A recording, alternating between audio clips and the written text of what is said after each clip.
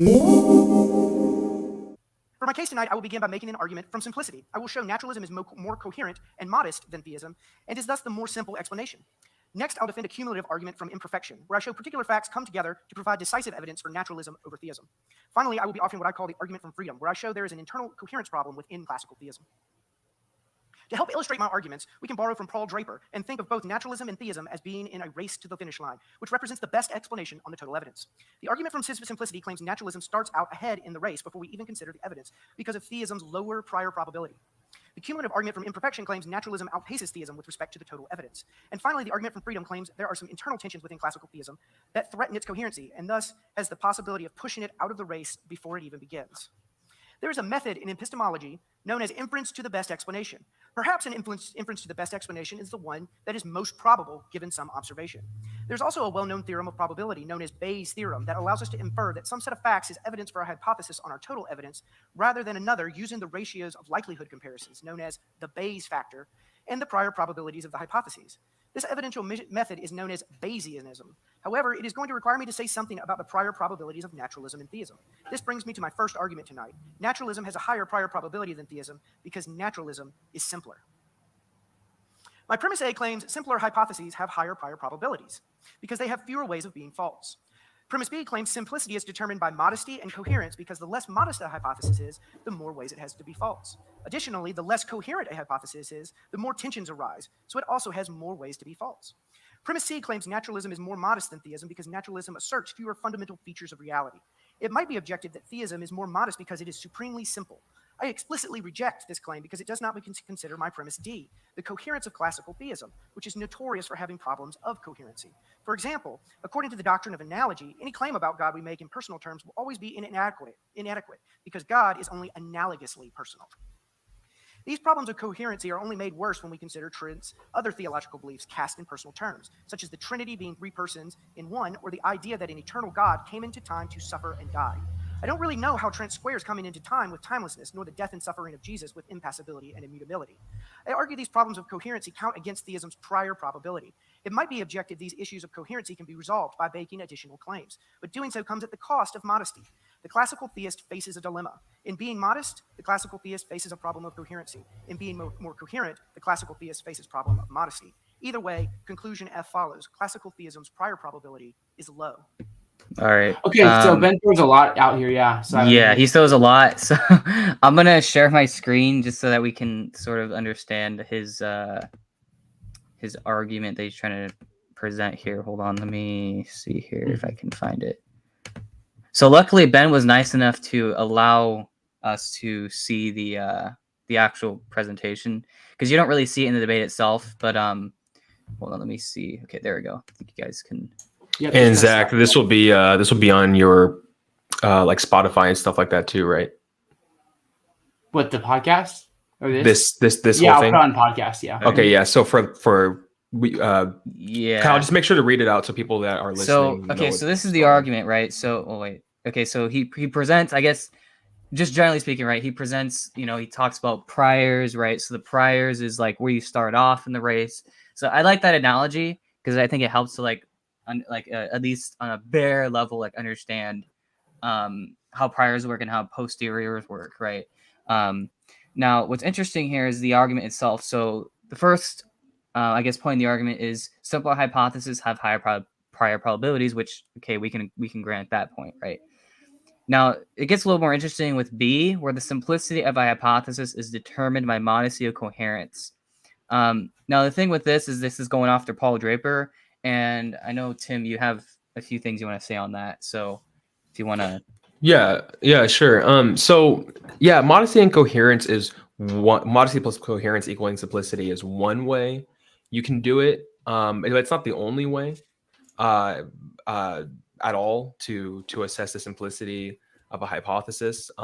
Within the philosophy of science literature, there are differing accounts and several various accounts of simplicity that are on table to be used and evaluated. And I think that there was a survey taken, wasn't a survey, but there was a paper. I forget what the paper's name is, so sorry about that. But it was a paper where a bunch of philosophers of science kind of talked about what is the right account of simplicity given what these philosophers of science thought, and they favored an account called an account of simplicity called syntactical parsimony. Parsimony is another term for simplicity.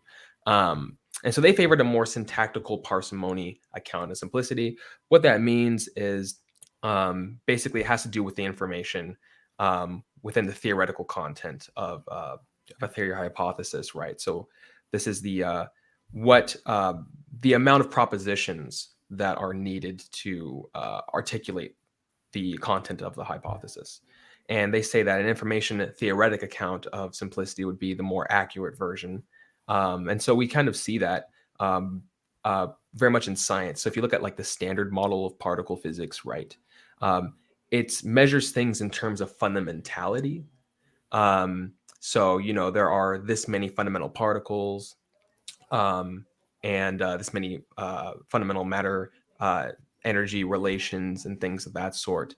And so that's the kind of the way that, at least when you look at theories, that theories are assessed in terms of their theoretical content. And I think that's the right way to do it, actually. So if someone wants to show that if I'm a theist and I'm using an information theoretic account, they can't really tell me if theism turns out to be simpler on this account, that theism actually isn't simpler. They'd have to go after the account I'm using. So Ben's account also has some trivialities involved. It can actually be rationally doubted. And Trent Doherty actually has he actually brings up some issues with it as well. I can't really get into them here, but he provides some ways in which the account kind of suffers certain issues, in how, especially in how Paul Draper partitions the probability space on supernaturalism and naturalism. But besides, with that aside, all I'm saying is that there's a different account that can be used, and that account actually turns out, at least in my estimation, to favor theism. And so recall that I'm thinking about these things in terms of fundamentality, right? So like naturalism and theism, these are grand theories of reality. And so these are fundamental explanations, like metaphysically fundamental explanations. And so when we're looking at the simplicity of these hypotheses, we want to look at what are these hypotheses as fundamental explanations actually saying? Like what are we postulating here fundamentally, right? And so Jonathan Schaffer, who he's not a theist, but he's a philosopher and in metaphysics, and he's written a lot on metaphysics and contemporary metaphysics. And he has a view, which I think is correct on evaluating simplicity. He calls it Occam's laser. So instead of Occam's razor, right, you have Occam's laser. Occam's razor, recall, is the idea that you don't posit unnecessary things beyond right necessity. Yeah, exactly.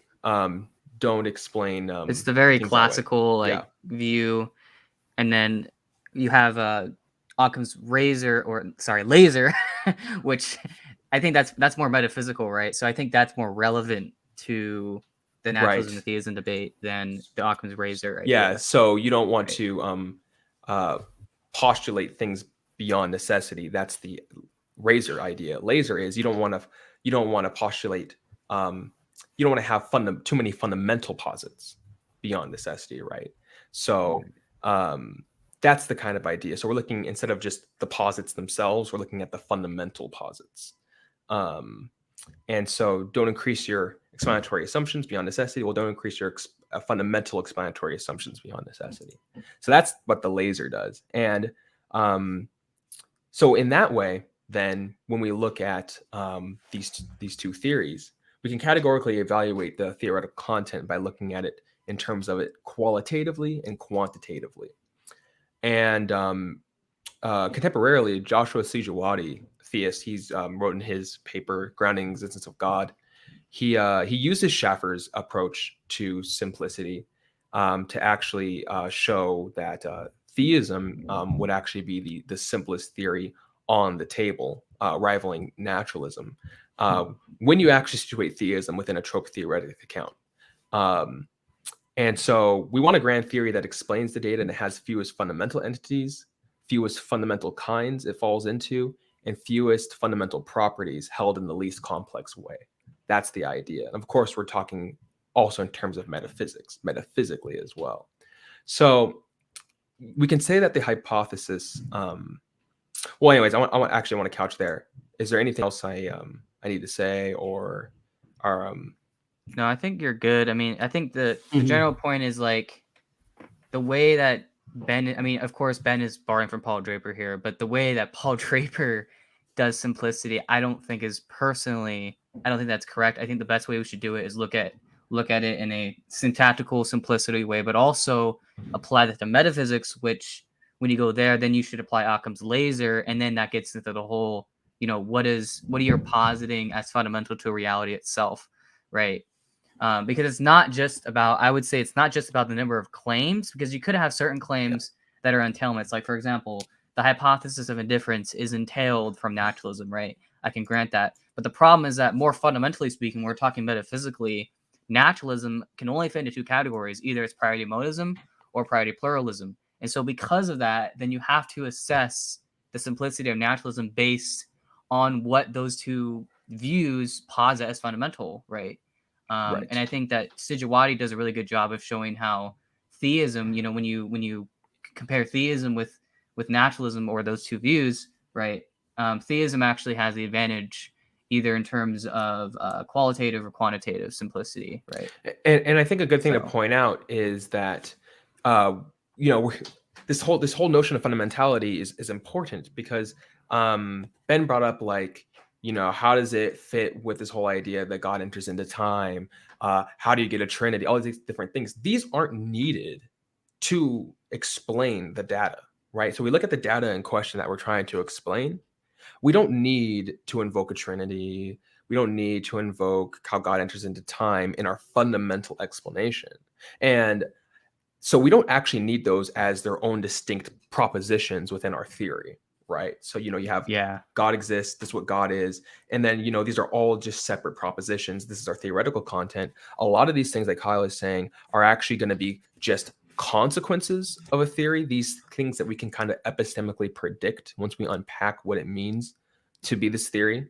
Or some of these things are just going to be entailments or near entailments, right? And so you can get a lot of things for free, essentially, given certain theoretical content. And I think on theism, that's ultimately what happens.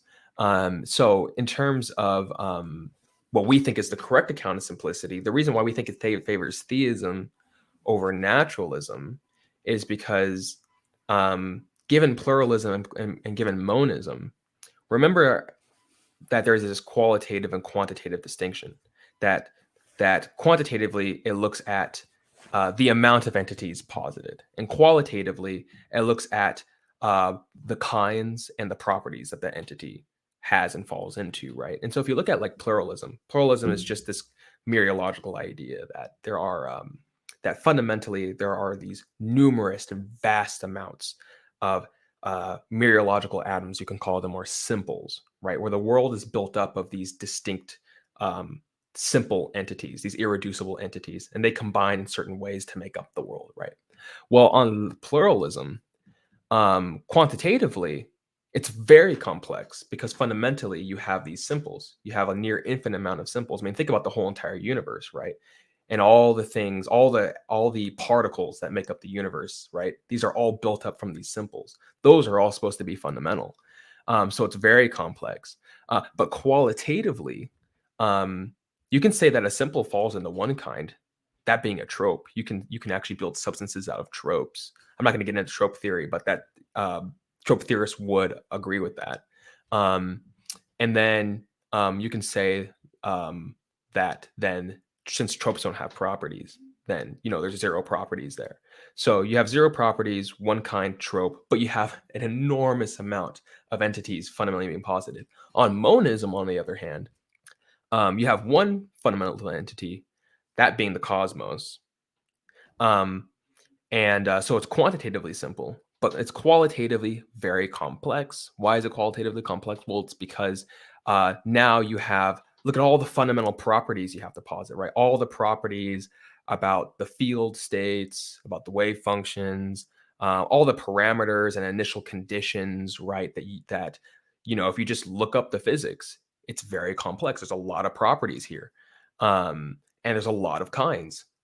particles and spatial temporal regions of space-time, they all fall into many different kinds that you can fit things into. I think there's like 1,080 different kinds of particles, right? So so on that part, you can it's going to be very qualitatively complex. So on pluralism, you have it being qualitatively simple but quantitatively complex. On monism, you have it being quantitatively simple but qualitatively complex. But on theism, situated in a trope theoretic account, right, which is how Kyle and we both agree that this is the right way to define what theism is, that there exists one single metaphysically simple omnipotence trope. That idea, given that idea, what it means to be a metaphysically simple omnipotence trope, what you have is you have one entity, the metaphysically simple omnipotence trope, that falls in the one kind trope, which has zero properties. It has zero properties because tropes aren't properties. Tropes don't have properties. They are the properties, right? And so then on that view, that's as simple as you can get. One entity with zero properties and one kind. That's actually better than what Swinburne tries to do, because Swinburne tries to start off with one property, omnipotence, and then he tries to, through an entailment relation, get all the other properties. But we don't even have any properties here, given that it's a trope. And we don't even need to get them through entailment relations. We can get all the other properties, omniscience, all these different things, not as extra claims that Ben wants to say, but through numerical identity relations. So theism actually is the actually simplest theory on the table.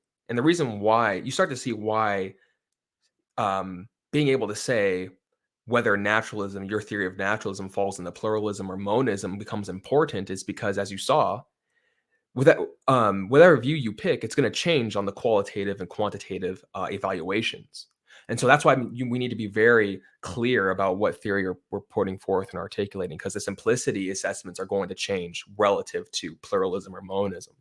So that's just all in a big, giant packaged way to put it. Those would be the more nuanced points given Ben's argument here. Yeah, that's a lot of great things on simplicity, and I just enjoyed listening to you talk, and I'm like just chilling. But I think it's helpful because I think sometimes in this debate, it's very easy to kind of think, well, here's how we determine simplicity. But I think what you, Tim, and Kyle have done a really good job of is thinking is, well, there's a lot of different factors we have to think about here when we're thinking about the nature of simplicity. It's gonna be hard to get it down to just a couple things. So yeah, that's really great. So we'll keep on going then, if that's good with you guys. Yeah, I think you should be able to just. Yeah, there we go. I'll keep up the presentation on my end, but you could switch it over or whatever. Yep, all good. Just let me know when you want to pull up Ben's slides. And thank you so much again to Ben for because he knew this was coming, sharing his slides. Well, one last thing before I continue, or before you continue, is that if I were an atheist, these are the sort of arguments that I would be using. So same. Mm-hmm. So yeah, Ben's arguments are not they're not Richard Dawkins, or they're pretty good arguments. So yeah, Ben, it's great.